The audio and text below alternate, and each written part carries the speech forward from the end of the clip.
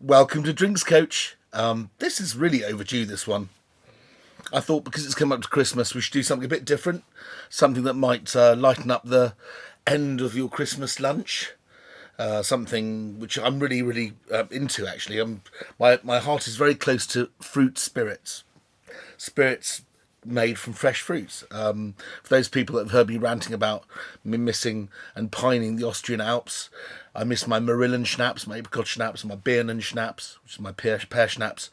Well, you can buy some of these things on different websites. You can buy them from places like the Whiskey Exchange or Master of Malt. But a half-litre bottle costs about £25 by the time it gets here, which is not hugely more than you pay in Austria, but that's for sort of starters, that's sort of entry level. My dear friends, who you've met before with the wonderful deep dive I did into Bulgarian wines last year, Dilyan and Stoyan particularly in this case because he looks after this side of the business, have a shop in Wimbledon. They're online. It's called The Old Cellar. Please look them up. You'll get a discount. I'm sure I can put a discount code onto the bio. If you look on YouTube on a computer and you pull down, I think if you put in, I think it's Joe20, you'll get 20% off or something like that. So do have a look. I think the discount is very generously welcome. And I also want to show you how good these things are. So these are fruit brandies from Eastern Europe. Although Dilyan and Stoyan are both Bulgarian, and the idea of drinking rakia, as you've seen, I did a rakia show before, a rakia show on grape-based rakias. It is totally common to drink spirits throughout the course of a meal and to match spirits with salads and meats and cheeses and fish and whatever. And that's something that's kind of not in our culture here, but obviously the Eastern European culture, especially with so much fruit grown and huge amounts of grapes grown as well, there is more of that kind of Nostrovia kind of culture. And also, if you just go across into Austria, I suppose the Austro-Hungarian Empire is where that wall was taken down between the sort of Eastern European way of doing things and the Austrian way of doing things, where, of course, you drink beer and schnapps, as you would do in Sweden and in some cases Germany, Poland, everywhere else. So this is something that's probably just not common in Western Europe. But what I've got here is a range of fruit brandies, which I think are absolutely delicious. And I'm just looking at my screen and seeing how pretty they all look sitting here. And they do have labels which are a bit tricky to understand, but most of them have enough verbiage on it to tell you what it is. We're going to start with this one because actually this is the odd one out. This is the inexpensive one. And at £27.50 a bottle, that sounds expensive, but look, you're talking about something like 10 kilos of fruit required to distill one bottle of this. And this is an apricot schnapps. It comes from a place quite close to the Black Sea in Bulgaria, where apricots are very famous. It's called Ispiri up in the northeast. And Ispiri is famous for making really world-class apricots, as is the Südtirol, the north of Italy, and Austria, and also, as you'll discover, Serbia, and that sort of whole band of Eastern Europe is famous for making fruit spirits. In fact, this is the only Bulgarian one here. The rest that I'm going to show you are Serbian. So if you want to know what Serbia is famous for, let's call it really world-class fruit brandies, because these are easily a par with some of the very finest fruit brandies I've tasted in Austria and Switzerland. Okay, let's start off with this. This is it looks like it says Pakema on the label, but actually in Cyrillic that is Raketa. Raketa, Bulgarian apricot schnapps, £27.50 a bottle.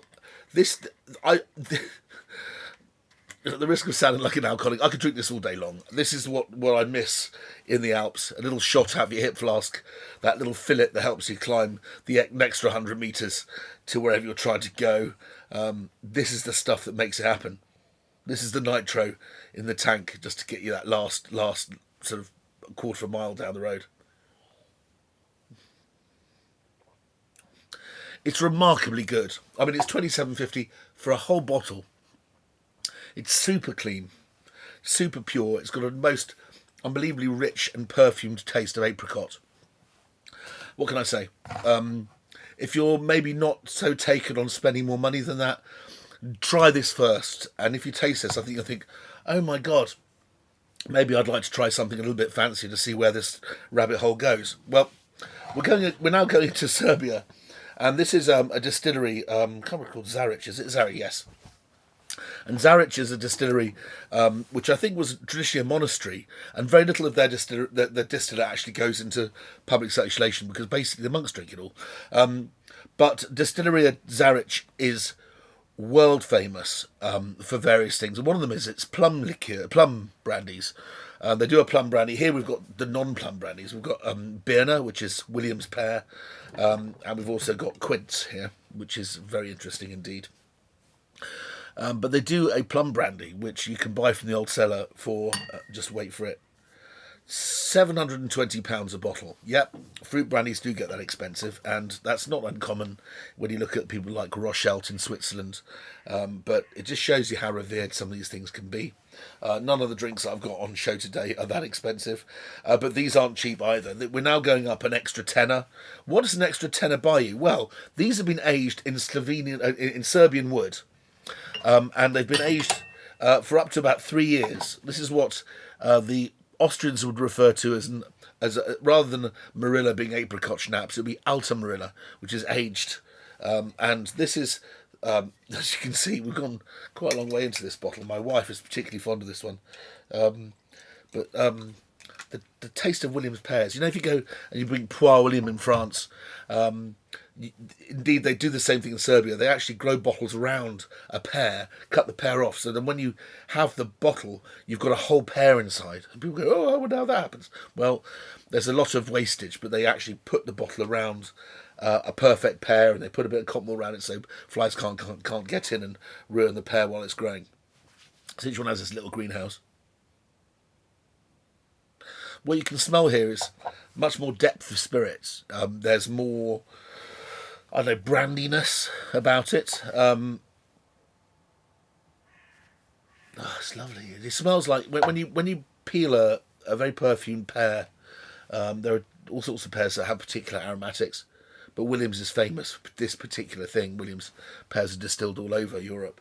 Once you peel off the skin, which is particularly aromatic, underneath there's a layer which is more pithy, more of that creamy white flesh of a pear. This weighs in at 40% alcohol. I think this was slightly lower. Let's have a look here. No, 40% too. So they're full brandy strength. The Williams is very, very nice, but this is the one that's more unusual. We don't see much Quince in the UK. It is a flavour which I associate with wine a lot, actually. Oh, by the way, we have Rufus here demonstrating Drinks Coach UK and above Vinesack. If you write anything into any of the social media engines, whether that's Twitter or Instagram, those are the names under which I operate. The Drinks Coach UK is more about this, but if you want to ask me anything else which is not necessarily related to this, but anything to do with booze or anything else, then you can go to Vinesack as well, which I have up as well. And you're watching the Drinks Coach UK on YouTube. Please press the bell sign for more notifications. Wow. This is much more like it. This is very exciting. It does say 3 on the front. It says 3 on the front of both of these. What's interesting is on the back of this one, there's a barrel. And on the back of this one, also when you look at the colour, this is slightly paler, slightly more yellow in colour. So I figure this one's probably been aged in tank and this has been aged in barrel. And the barrel gives it wonderful, wonderful, wonderful depth. Almost a smokiness. Oh, God, that's so smooth. Okay, Distillery Zaric. They've been making it since the Second World War. If you want something really unusual and special for maybe a father-in-law or a father or mother-in-law or a wife, husband, whatever, I strongly recommend you try one of these. $37.50 a bottle, so that's the same price as, let's say, a bottle of half-decent brandy. Not even great brandy or great cognac, but you're paying the same money. A lot more effort, a lot more material has gone into making this. But I think this is rather wonderful. Oh, right, actually, there's one missing. We're going on to the sort of like the finer end now. These 3 are rather special. This next one, Hubert 1924, Cassia, Distillery Cassia, is it? is a Serbian drink which has won awards. If we look at this, it's the Concours Médaille de Bruxelles 2019. Oh, can we see that? It's a bit flared out there. But that is the Concours, a distillery and wine competition in Belgium, which is awarded every year. And this is Kajsija, which is the apricot from this particular Serbian distillery. Now, the first one was 27.50. I think this one's very similar, plus a tenner. Yeah, it's £36, so it's £9 dearer than this one. Another Serbian classic. I think the packaging's nice and modern, slightly less terrifying, I think. Wow. Well, again, it's got layers of aroma, which this one possibly doesn't have. This is sort of very pure, very linear. This one's got more breadth, more conditioning to it. It's almost a smell of almonds. You can smell the inside of the apricot, maybe the apricot stone slightly, which implies, I think, that it's been steeped for much longer, or in fact, maybe they've even chopped the apricots in half or pricked them, so you get that kind of almondy and almost a hint of amaretto from the centre. Yeah. This would make an amazing kind of like, imagine the Black Forest Gateaux made from kirsch. If you made an apricot version with this, that would be fantastic. White chocolate and apricot. Oh, what a cake that would be. That'd be quite fun putting this into a fondue, to cheese fondue, seeing what that, I think that would work.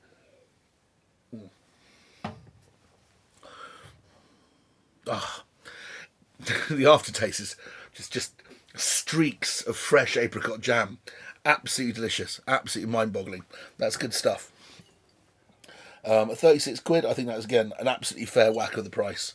I think the labels are great. I think I'm really into these labels. Okay, now we're going on to the last two. These ones are very visibly more Barrique, so you can see there's more colour to them. This one's called Monogram Barrique, and this is an alter or an aged oaked pear brandy, which has been aged in Serbian oak. You can see the colour. Price was this again. They're all similar money, I think, once you get past it. £27, and then all the rest are about 36, 37. Yeah, £37 or 36.95 on the site. Viljamovka pear, it says, which must be a famous Serbian pear district. But look at the colour. It's got a lovely depth of colour. It's not sort of so brown as a cognac. It's got a lovely amber yellow to it.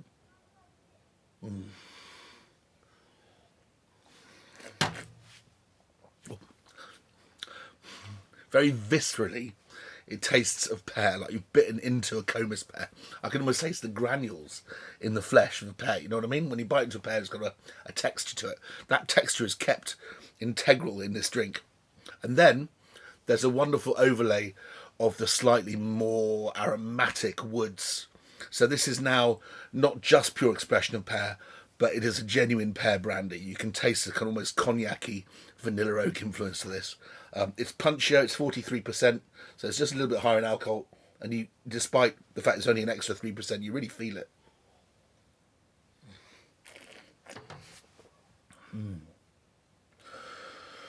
Wowee. It almost has a whiskey entry. If you like whiskey and you want to try a fruit brandy thing, I think this would be a lovely one to try. The entry is almost whiskey-like. I can imagine an Isle of Jura malt or something being aged in the casks after this. It's so fashionable at the moment to finish whiskey and all sorts of strange things. If they got a hold of Monogram and finished it in pear brandy casks, I think you'd end up with a really amazing result. Finishing with the last one, and I know this is Dilyan's favourite. I'm not sure if it's Stoyan's favourite. It might be Stoyan's favourite too. Well, I don't know if you can see in there. It's my favourite. That's what I drink most of. Now, this is £30, but it's for half a litre. So it's roughly, I think it's the same price as the others, really, if you think about it.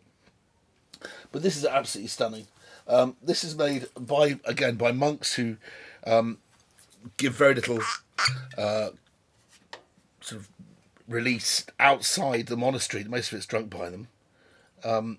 Now, there's something that I may or may not have mentioned on shows previously, but one of my favourite distillates in the world is a French distillate, very famous product of France, which is called Vieille Prune, which is an old plum brandy, as the name would suggest. It's literally called Old Prune. Vieille Prune. Vieille Prune is about 45 quid a bottle. This is a little bit less expensive than that, but this really is the kind of Balkan equivalent of Vieille Prune. And if you like Vieille Prune, you're absolutely going to love this. I'm trying to work out how to say the name. I'm afraid it's not easy. Bukovska Prepelnica plum is the name of the plum. Bukovska, or at least it's made from two different varieties of plum. Prepelnica.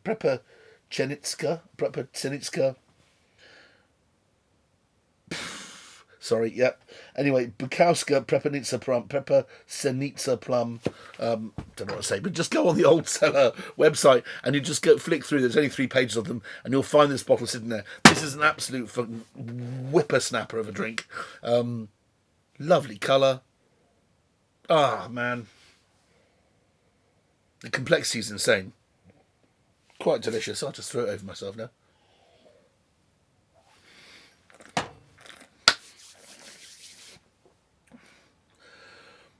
Pardon me for being a bit obscure and a bit left beam, but here you are. Serbian and Bulgarian Rakijas made from fruit. Go back and put in Serbian rakia or Bulgarian rakia and look at the wine ones that I also mentioned. They're all still available. Stoyan, thank you so much for giving me a selection and a collection of really, really great drinks to try. My favourites, I think Top and Tail. I think that is insane for $27.50, and this for £30 for a small amount just has just incredible layers of class and sophistication. I don't want to get rid of any of them. I love this too. What can I say? But apricot, plum, pear, the absolute kind of holy trinity of quality fruit distillates are here. And anybody want to try something different for their friends as a Christmas present, you can probably just go online now and get something straight away. See you next time.